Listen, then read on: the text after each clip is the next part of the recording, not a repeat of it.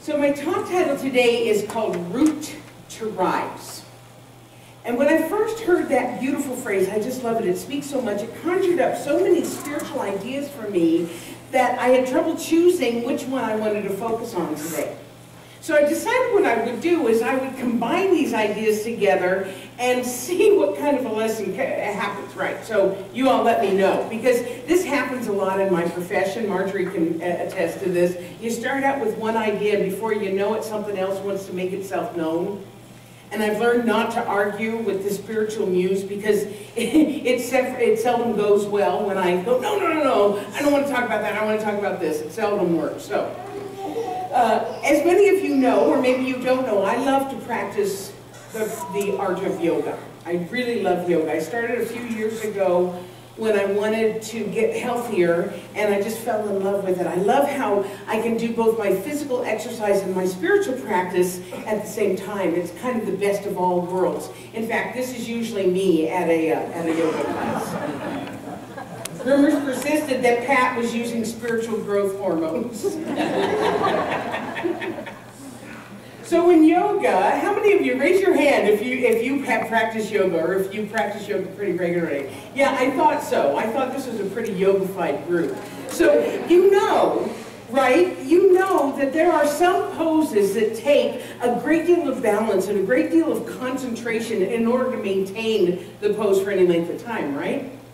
So when my yoga instructor a few years ago used the phrase root to rise, what she meant was to illustrate how important it is to root yourself, both physically and spiritually, before attempting to do the pose.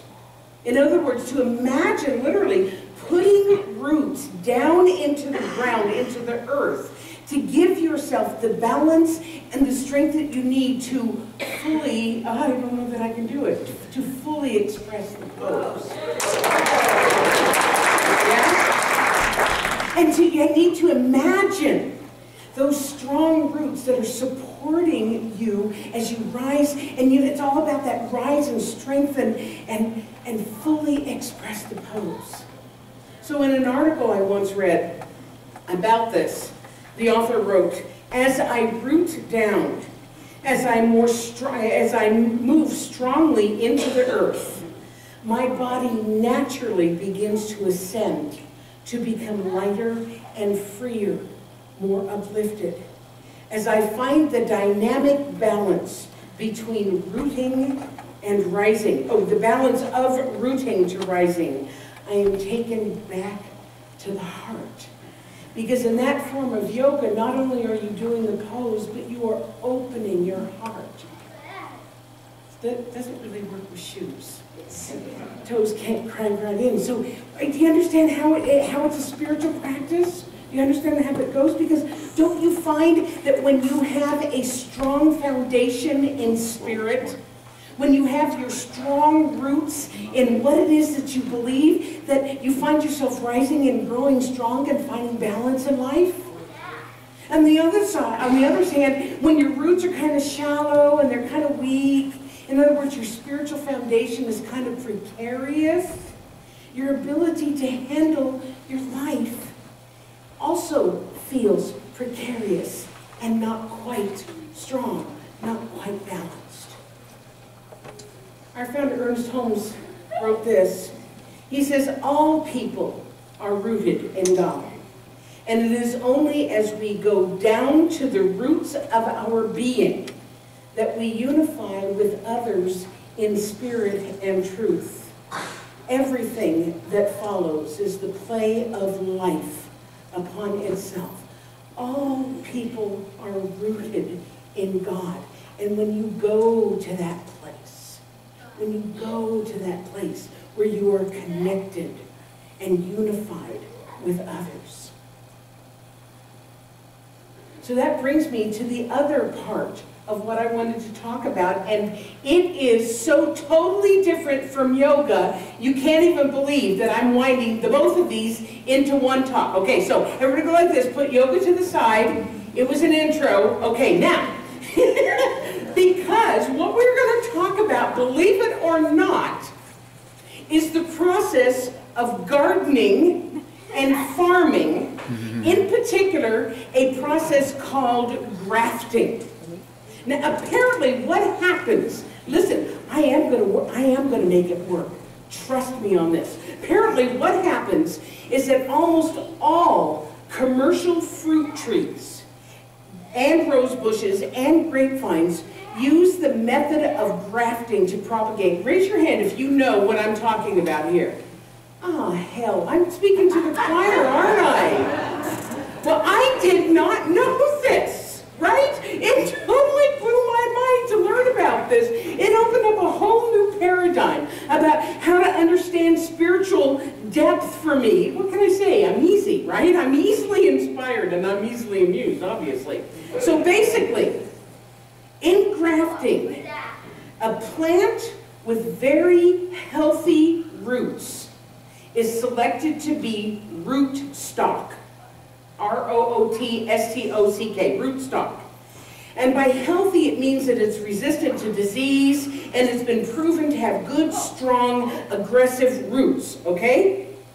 And then what they do is that they graft onto it stalks from other plants that may not have healthy roots, but have like really delicious fruit or really beautiful flowers, and they're grafted onto this rootstock, and then they are able to grow the flower and the plant coming from this strong rootstock into this beautiful fruit.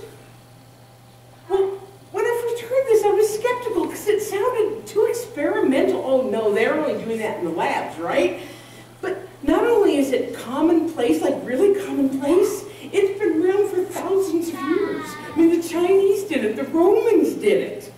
A friend of mine has a grove full of fruit trees, and every one of them started out as rootstock and scion, which is what the weaker plant is called, that's being grafted onto the rootstock.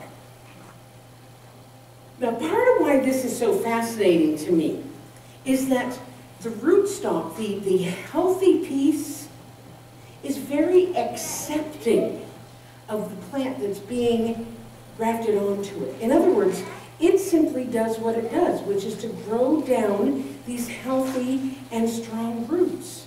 And then that provides nutrients to the plant.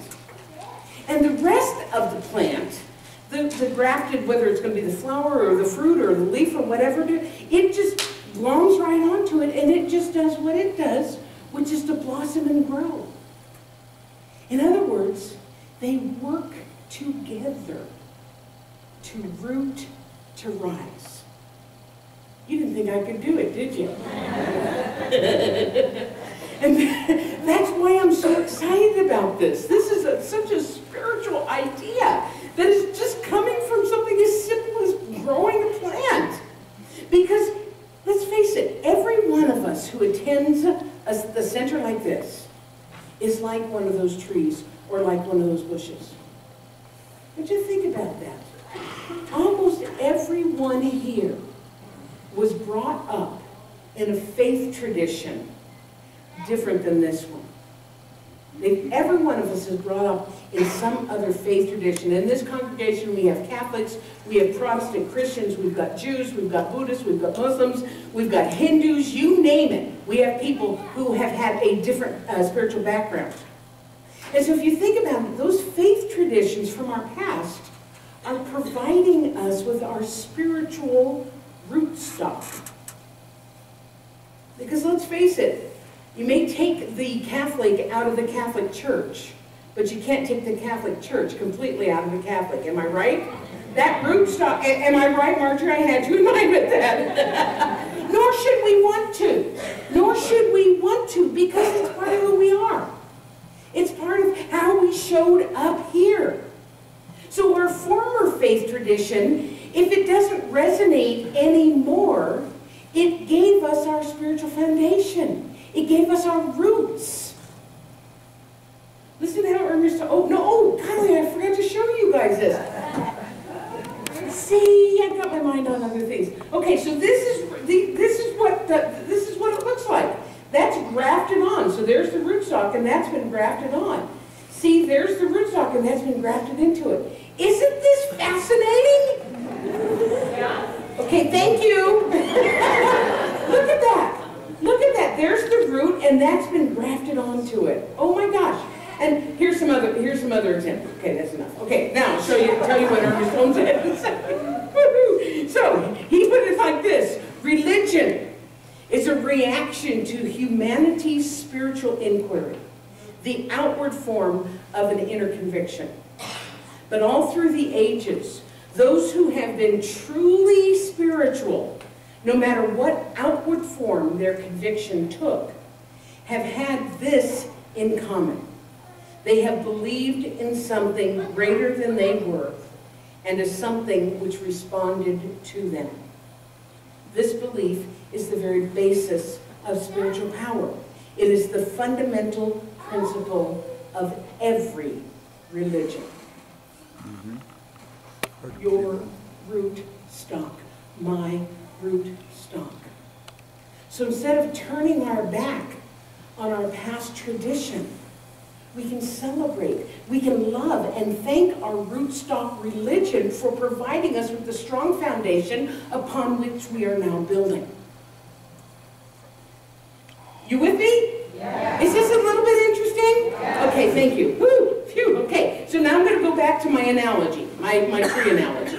In the world of tree or plant grafting, this part is really cool too. It is usually necessary that the rootstock and the grafted items be of the same basic types. For instance, an apple stem needs to be grafted onto an apple rootstock. A citrus stem needs to be grafted onto a citrus rootstock. Does this make sense? But here's the cool part about it.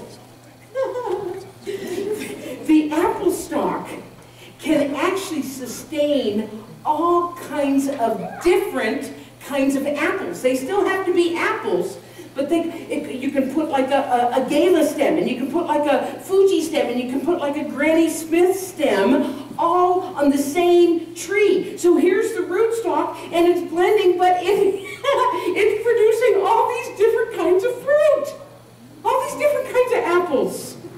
And here's even cooler. Don't laugh at me. The farmers over here are like...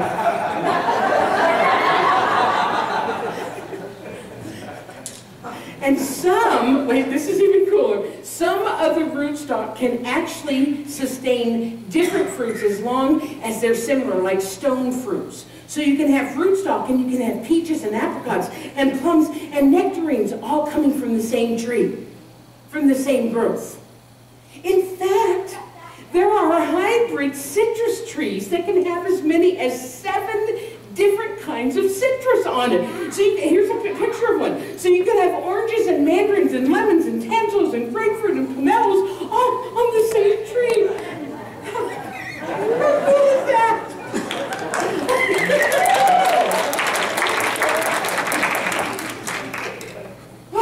So to bring it back to us, right?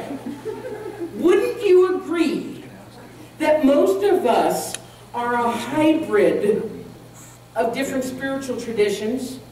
Yeah?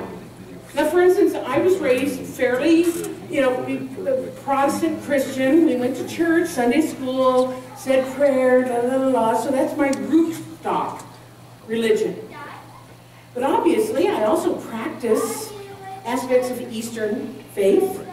I do yoga, I chant, I meditate.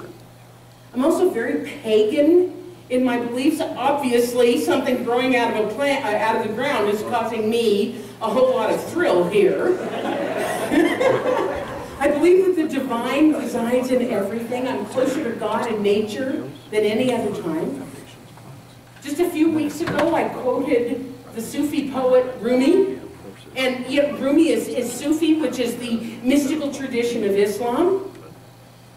During the holidays, Passover and Hanukkah, I'll talk about Jewish traditions because they have great lessons about tradition and faith.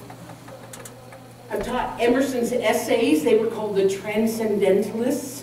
Emerson, Thoreau, Walt Whitman. So if you can picture, here is my Christian Protestant background rootstock. And then grafted onto it are all these other faith traditions.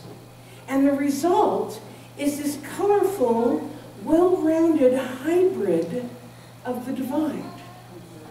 Yeah? Does that make sense? Better. Thank you.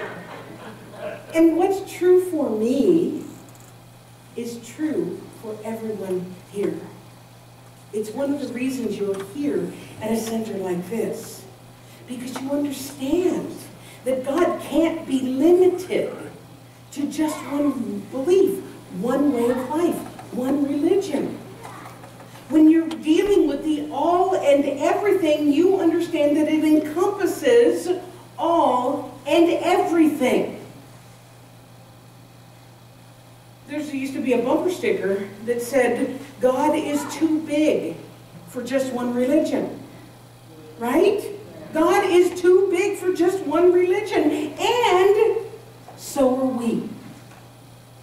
We no longer live in a time when only one religion is sufficient. We no longer live in a time when we are exposed to just one way of being. 100 years ago, yes. 200 years ago, all you knew was your rootstock. But we live in a time where we are all interconnected by things like the internet and cell phones and jet travel and satellites.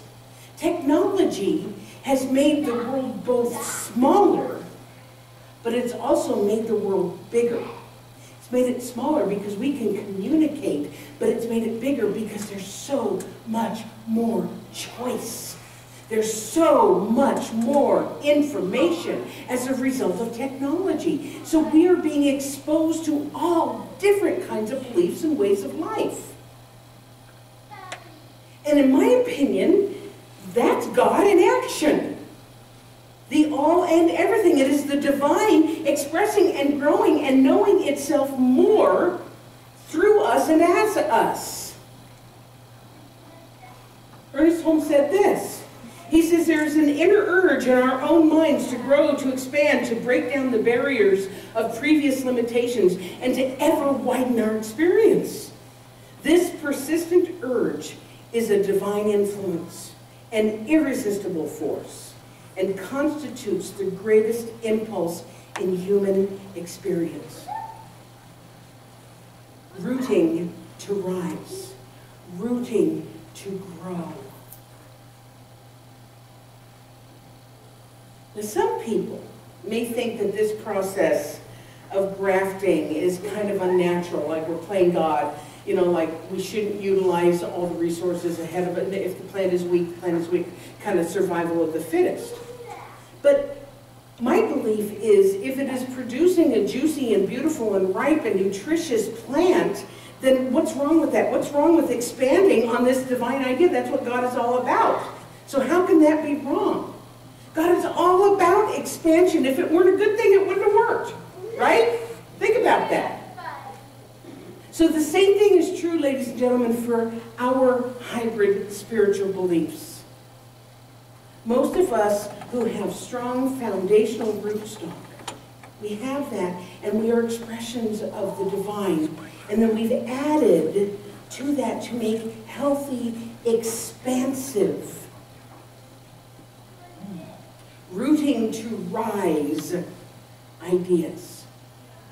And the result is delicious, and it's juicy, and it's ripe, and it's nutritious. It's spiritual fruit. That's got to be a God idea.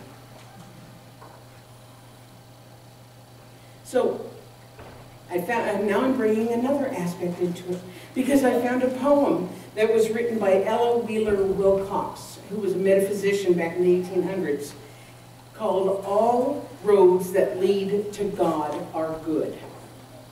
I don't know if you can read that in the back. If you'd like a copy, I'll make sure you get one. All roads that lead to God are good. What matters it, your faith or mine? Both center at the goal divine of love's eternal brotherhood. The kindly life in house or street, the life of prayer and mystic rite, the student's search for truth and light. These paths at one great junction meet. 1,000 creeds have come and gone, but what is that to you and me? Creeds are but branches of a tree. The root of love lives on and on. Though branch by branch proves a withered wood, the root is warm with precious wine. Then keep your faith and leave me mine. All roads that lead to God are good. It's a nice one, isn't it? Yeah. And that's all I have to say about that. Thank you for being here and so much.